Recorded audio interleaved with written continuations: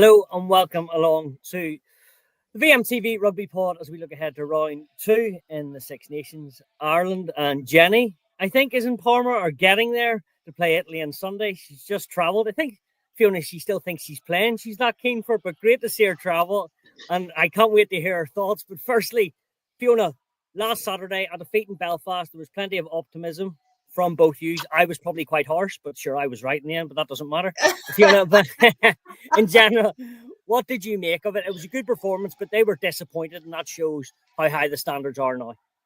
Yeah, look, I think that's a good thing, Stu, is that we saw that disappointment. You know, there's been times in the past where we would have seen them lose to England heavily enough or lose to France, and they probably didn't back themselves enough to be disappointed at the end of the game, and it would have been kind of focusing on positives.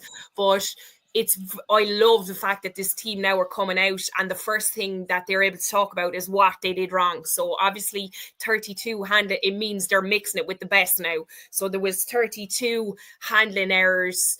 They'll be livid with that. We know Dana probably didn't have the best day from the tee. It's not a thing with her. She's an excellent kicker, so that's very easily fixed. They'll look at maybe mindset, maybe more, maybe that northern wind up there in Kingspan. I've heard it's pull the ball all over the place. Oh, I know. Sure, you used to kick up there, Stu, didn't you? Kick the bucket or something. But look, it's also, we've just seen the team released as well, and from what I thought was a very dominant pack performance, there's been 2 changes, so 2 girls from the bench now come on and start, so that shows that there's serious competition there, that you can come out having scored 3 maul tries, worked your socks off, and there's still someone chomping at the bit that will get a chance at going at it. So I think that is going to add again to this week, that you have people on the bench that have been dropped after a loss, and it's very, very hard to keep your spot in that team. So look, yes, you were right. I still feel like if Ireland played to the potential that we've seen at the WXV, that they would have taken this French team. I thought they let them back into the game easily enough with, I suppose, kicks out in the full to give territory. And there was a couple of times when we ran it and got turned over, and we should have got up and put France under pressure, because the defence system this season is much better. And I know we chatted about that. So look, Stu, I think it was initial disappointment from us in the studio as well afterwards. But when I looked back and I focused on where we were in the studio the year before against France, I think you can take massive positives. It's been a year since they've played, and it's like a totally different team. It's a strong, physical, dominating pack there, and obviously very capable of attacking in that back line as well. And hopefully against Italy this week, we'll see it firing. And I'm looking forward to hearing. Jenny's been over in Italy, I think, about an hour now, so she probably has an Italian accent already. So I'm looking forward to hearing what she's saying next. Tagliatelle. Jenny, one more on the France game. One that got away for you? Yeah, like I think when you think of just the errant kicks, that when we were building momentum, we were in a really good place, and then it just swung back towards France. So those kicks that went straight to touch were super frustrating for the girls, and just kind of were a gift to France, and they capitalized so well. And then other kind of things, we probably held on to the ball too much in our red zone, or like near our try line, when we just wanted to kind of boot it out directly, as opposed to putting pressure on, your 10 or that left boot. Like we've got left boots across the board, no right boot. So we will and need to rely on our 9s to box kick and get us out of trouble in those areas. But yeah, like frustrating against France, but similar to Fee, plenty of positives, loads to work on. And the fact that the girls were, not in a good way, but they're gutted after a game. They knew they let it go. There was times maybe a year or 2 ago, if you gave them that scoreline, they would have taken it. So, we've plenty of momentum going into Italy now. And yes, I will be inhaling plenty of tagliatelle while I'm here, just to get like a feel of the place as well. Please do. Fiona, you mentioned the changes in the pack for this weekend. Brittany Hogan and Dorothy Wall come out. Fiona Chute and Edel McMahon comes in, who's technically the captain, or is the captain. Are you surprised by that, or actually, you know what, a different team they're playing against, Italians? Is there more than just these girls have got dropped, or is it now a full squad like everyone talks about as a coach? Yeah, look, I'm actually intrigued by it because sure, that back row battle, a lot of good players obviously up in camp, but you're looking at 4 serious contenders for 3 spots. If we're honest about it, probably Dana, hear me, Aoife Wafer is the only nailed down out of that core to 4, I think. I could be wrong, but you know, Lions. He's Lions. She's Lions. They're so competitive. They're so talented, all of them. Menace that breakdown, and the thing about it is they all offer you something different. So it really excites me. You know, we saw Brittany. She's a huge ball carrier. Her work rate is next to none. I actually thought she was superb at the weekend. Her work rate is unbelievable. So I was a little bit shocked. But then if you go into the psychology of things, I suppose that could have been maybe something pre-planned before the game or before the tournament, that there's going to be the first 2 games. These really good players are going to get a crack. Everyone's going to get a start. And I think the mindset of someone coming off the bench, seeing how someone reacts to that is always something that you'll have in your armour. And having Adele McMahon on the bench in the past, she's just always come on and excelled and added to the game. So now it gives Brittany that thing to be able to come on and I suppose just play out of her skin, whether it's 20-25 minutes. But I personally don't think it's performance based. I'm not in the review. There's obviously things coaches look for. I thought she worked really hard, couple of handling errors, but there was a lot of them in general. Maybe he's really hard, and he's at the start of this tournament pre-World Cup, maybe he's punishing little errors and is saying, okay, you've now got to fight for your jersey back as well. But look, I think it's good to have that competition there. Doherty Wall, I thought she was brilliant. You look at those maul tries, one in particular, she was at the front, she caught the ball, but it was her work rate in guiding that maul and the aggression in pulling the girls along with her. She's excelled. I've coached her, so I in the last year in particular, I've seen her excel in her knowledge of the line out. She's now jumping. She probably wouldn't have jumped before, or jumped a little bit, but not been used as much. She's now someone you can certainly go to, and in Exeter they used her quite a bit as well. So look, Fiona Chu came on. She was quite physical and powerful. So there's great battles going on there, and it's exciting that we're talking about this, because I think in the past we probably had a set of maybe 24 players and there wasn't a lot of competition at times, and you were worried if someone's injured. Now if someone gets injured, they've had Six Nation game, you know, like someone like, just say Dorothy, Fiona, Chute, someone is just there ready to step in now and do the exact same job and work hard. Jenny, he isn't afraid to make the big calls. To be fair, yes, that's what he's paid for. Last year, he dropped Adele after France, didn't he? And then for Italy. And look, I'm a complete blow into the game, or the women's game. But back in the day, when you were winning titles and Grand Slams, is that what you had or not? You know, did you have competition for places? Did you have 30 very good players? And it was, geez, I need to play well because next week someone's going to take my place. I think in a lot of in a lot of positions there was significant depth, and you were battling for it. And then in others we were maybe a little bit tighter. And I think the same stands for this Irish team as well. There's a few girls that, if they weren't to take a knock and they weren't available for selection, you'd be kind of like, okay, we're not in the best position possible. But at the same time, kind of similar to what Fiona said, back row, really competitive. You got 10s now battling it out as well. I know that the 6-2 on the bench is definitely favoured towards forward, so we should be expecting a lot from the backs and what we want them to do. But competition breeds competition, and it makes you better. Playing these Six Nations games, the competition itself is short, and you need to be sharpening your tools, getting stronger. By being in camp and by other players pushing yourselves constantly. You need to constantly, the bar needs to be set higher and higher, and your teammates are the ones that do that. And they're the ones that I think will push and push. And then when players come into camp as well, you're like, okay, this is the standards. This is what I need to hit. The likes of Aoife Wafer, for instance, now, she's a locked in starter at the moment, the way she's playing. And now the other backers are like, that's what I need to do as well.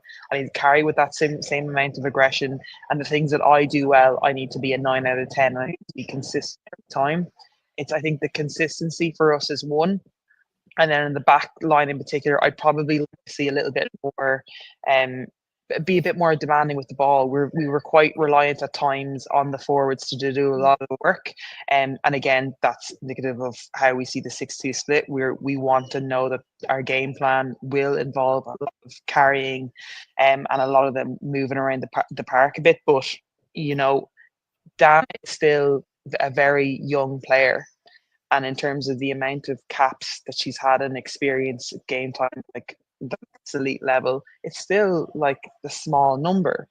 So we need our centres and those experience. So Stacey Flood has a heap of experience when it comes to sevens tournaments to kind of step up and help and build confidence. Yeah, she didn't have a great game off the tee last week, but like she's been outstanding.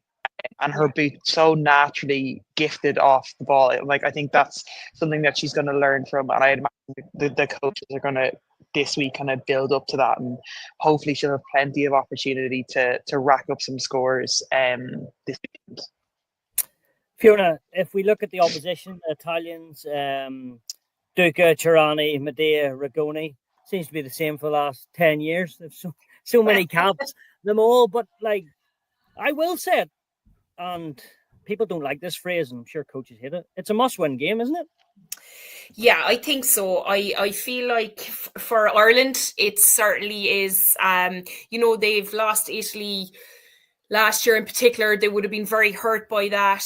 On the back of the performance against France, if you stand outside, yes, they look, but they're going to take work-ons, especially from those, I suppose, those handling errors in particular. And when you look at that, for them to kick on from last week's performance, this team 100% should be beating Italy, especially if the pack can dominate like they dominate like they did against France.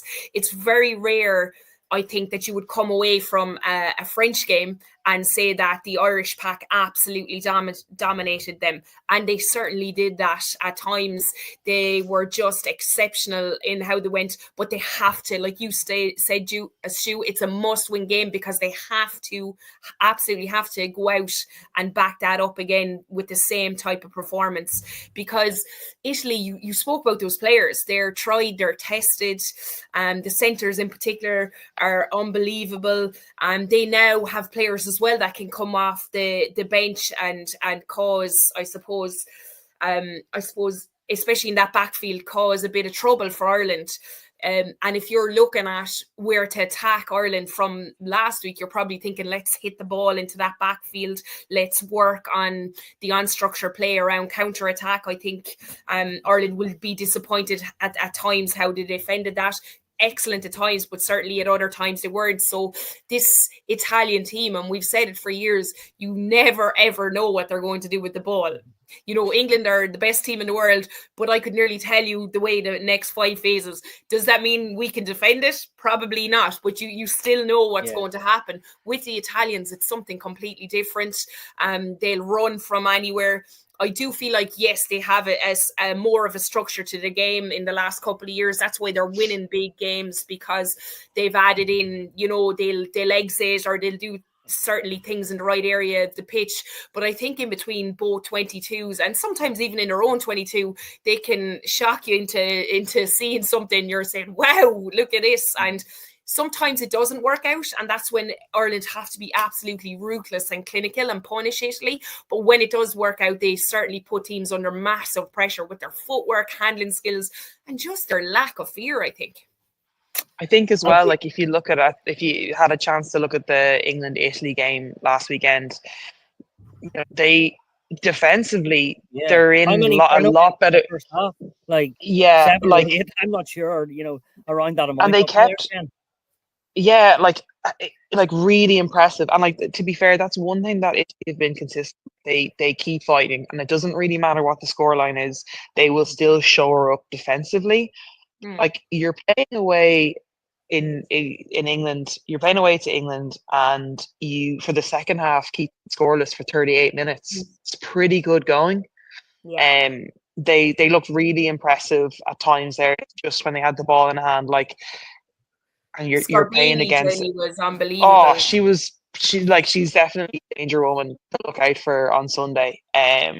Great ball carrier, like huge work rate again, moves around the park a lot. And even like their kind of wayward kicks and kind of like slightly little kind of crazy plays, it's definitely been reduced. They do have a lot more of a solid framework and structure to their play than they would have in previous seasons, with that still little touch of Italian flair that you could be like, God, they could do something out of nothing. Great hands, like the Inca and Rangoni in the centre. They've been playing together for years. They've built up a really nice, solid partnership.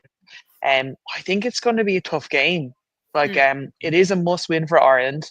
I do think they can do the job, but I think Italy had a really poor start against England, and they will not want that to happen again. Same with Ireland. Very similar kind of games when you're looking at England and Italy and Ireland and France. Ireland and Italy did not have a great first half start, but played really well in the second half. Just a few errors on our side of Ireland, and you're coming up against the wave against England. But like, I think they should be pretty confident going into it. Home game. And I think of the 3 defeats that Ireland have suffered against Italy, 2 of them have been in Parma. So they're at a home ground that they like and that they've had success in before and big wins. So it's definitely, they're still a threat, very much so. Like, I wouldn't be brushing past them. We need to be playing our A game and minimize the errors if we want to come out of here with a win. Fiona, I suppose the thing is as well, from a viewer's point of view, in the Six Nations, I think the last time Ireland won away was maybe a couple of years ago at least, maybe 2020 or 2021. But the last time they've been expected to win as well away from home, which adds a wee bit. Yeah. But if the World Cup down the line and you have to win the inverted commas big games, which will all technically be away from home, even though they're neutral grounds, these are the ones you have to get over the line in.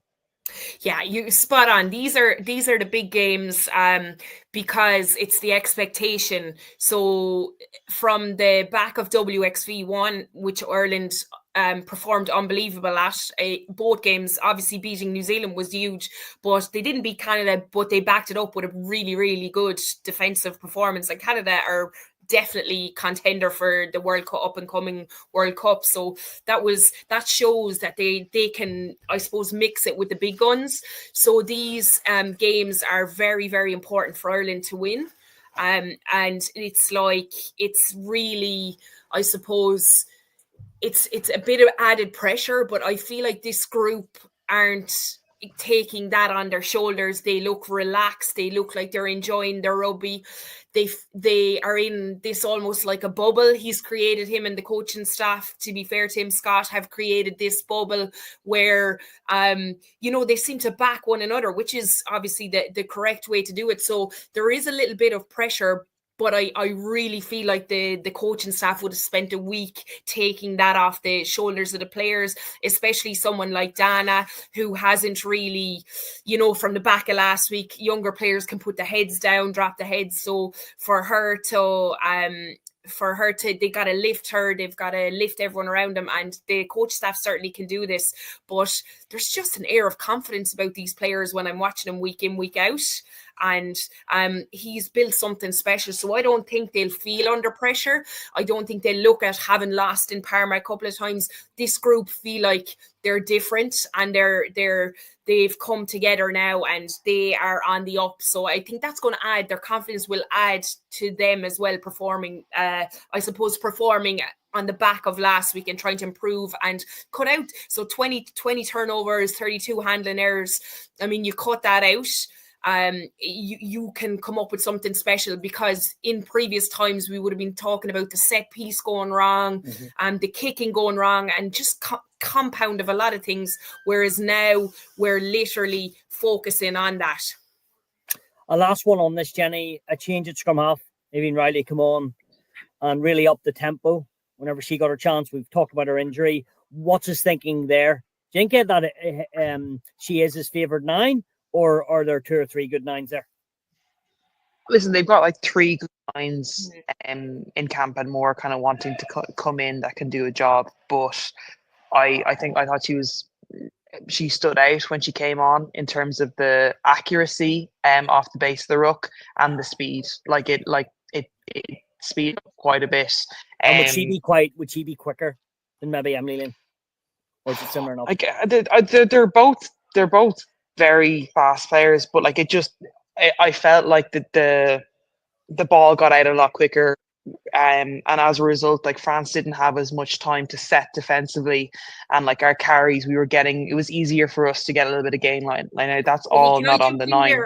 Just quickly on that, Ireland actually in under 3 seconds had 68% of their rucks, which would have been huge, and only 2% were over 6 seconds. So like it was fast ruck, but I think, sorry to interrupt you, Jenny, I think it was that scoot, wasn't it, that was killing them. So the ball was out, but it was like that little step, which Aoibhinn just kind of amended.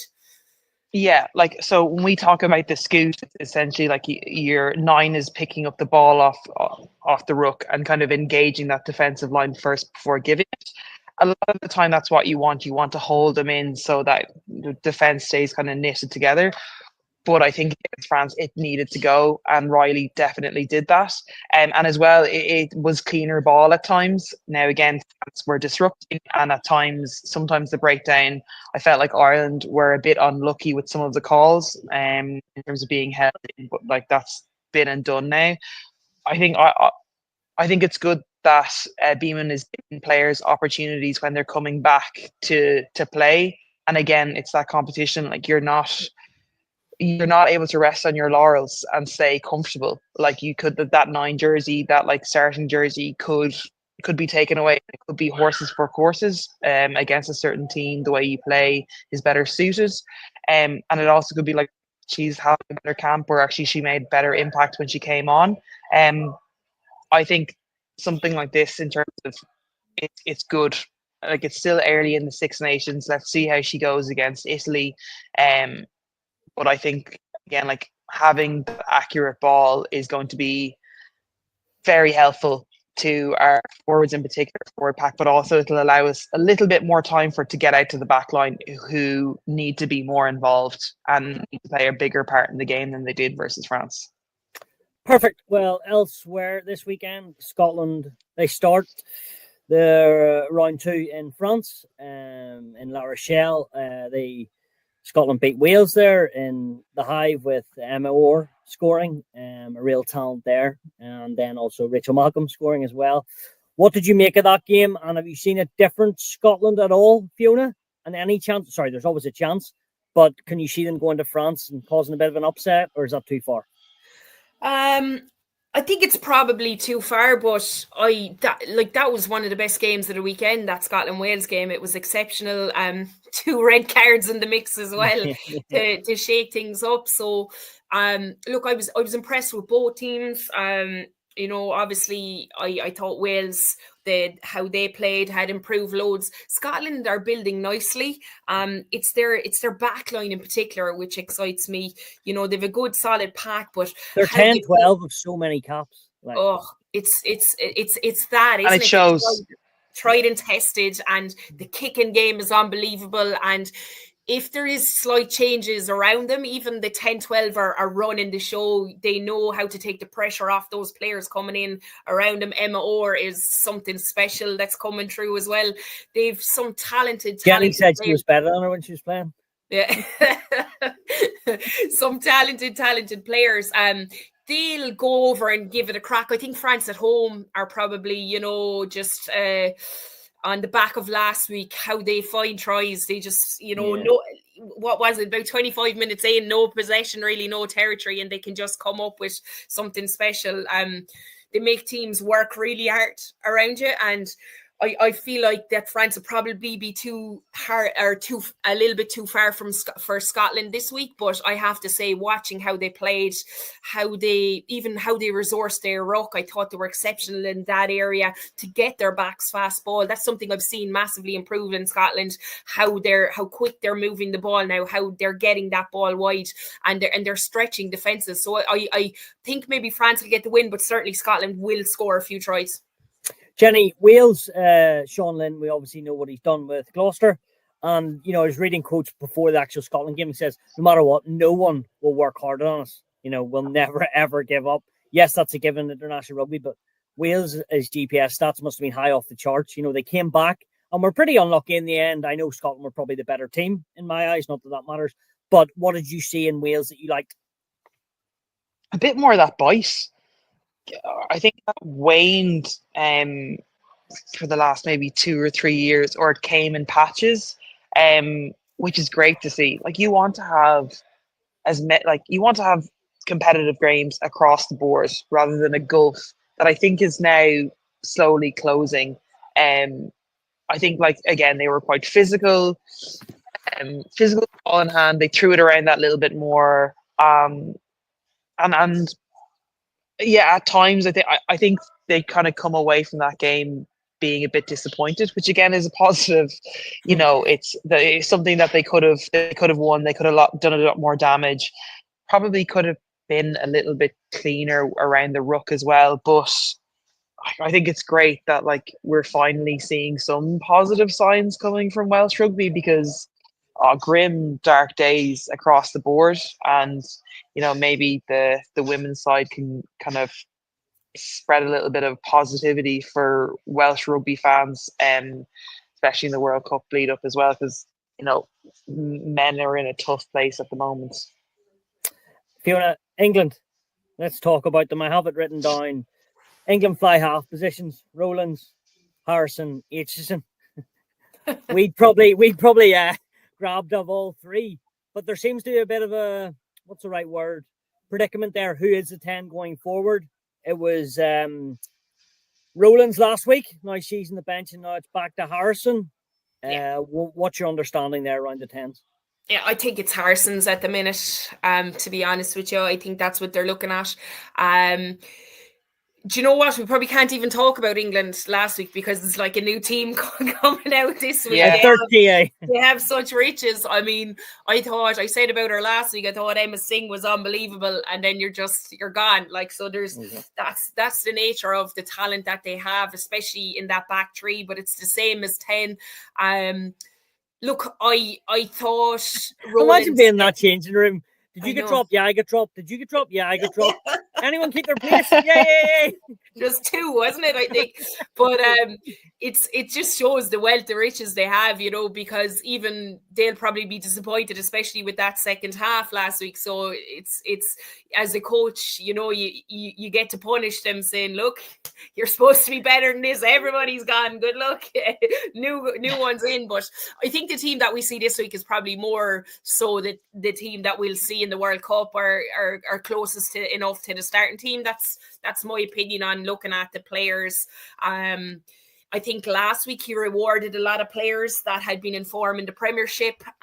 Some played really well. And I would say this second team was pre-planned anyway. So, what you did last week probably wasn't going to interfere with how they were going to start or name the 23 this week. But look, England, they're unbelievable. But the question about that 10, it has to be her. I think Rowland probably started the game a little bit slow, if I'm honest with you. Okay. She grew into the game. It wasn't her best kicking. I don't mean from tee, because we saw Emma Singh taking a lot of the kicks, but just in open play, probably not her best performance. I thought she guided everyone around really well, but looking at it from the outside, you would nearly say Harrison he's number one at the minute. That's what I would be thinking. Jenny, I think as well to make that World Cup squad for England. Oh yeah, that's tough, and that's at the back of, I would imagine, like, a lot of English players at the moment. Like I don't think the other Six Nations teams are looking too far ahead at the moment, because they don't have as much of an abundance of players to pick from. And where we spoke about there being depth and competition within Ireland and France in pockets, the depth within England is, I'm not talking 2 or 3, I'm talking 3 and 4 positions deep. So you've got girls that aren't in camp that could be very comfortable, like battling it out in Six Nations games. We know as well that, like, with the World Cup squad, it's a much bigger squad. It's more attritional. You're going to be playing against some big heavy hitters. You're looking at like the weight packs of the forwards in the Six Nations versus some other like Oceania teams, for instance. Like it's attritional. So like there's still opportunity there. He's given the girls more time to kind of mix it up and see what's working where. But like, it's a lot of pressure, because with Ireland, you've got an opportunity, if you're kind of in and out a little bit of that selection, you potentially want, like, in total, 2 halves to perform and potentially get selected. And in England, you might just have a half. Have way less time to impress the coach and put your hand up versus maybe other nations, that can be like psychologically pretty tough.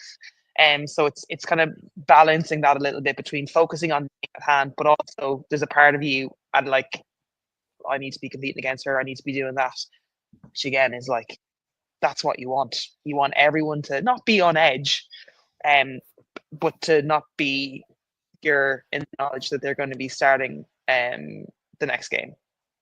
Well, they have Wales on Saturday, so we'll see how they go. Fiona, before you rush off, your 3 results for the weekend in round 2. You're not getting away so lightly. I think it's going to be how it's going to finish at the end. I think it's going to be England, France, and Ireland, top 3. There you go. And Jenny? I'm the exact same. Yeah, sorry now. Yeah, I'd love to like rock the boat a little bit, but yeah, that's the first time I've agreed with Fiona on pretty much anything. So at least we've got a record of that somewhere. Well, that needs to stop. Fiona, Jenny, thank you so much, and all roads lead to Parma, where Jenny is for Ireland against Italy on Sunday. Make sure you tune in on Virgin Media. Thanks, girls. Thanks, Steve.